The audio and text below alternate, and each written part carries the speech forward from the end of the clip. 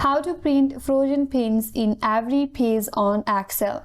Hi everyone, this is Kate and welcome back to another video, and on today's video we will learn how we can print frozen pins in every page in Excel. So without further delay, let's get started.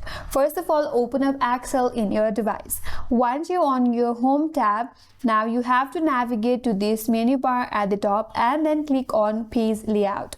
On the page layout, you will have an option as print titles. Then you have to click on print titles. Now you'll have this pop-up box in your interface, that is your page setup.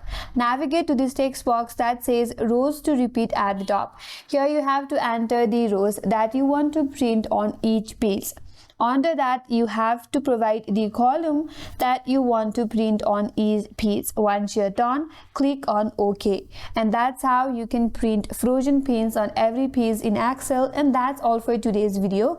Hope this video was helpful, and if you're new to our channel, consider subscribing. Thanks for watching and stay tuned for more videos.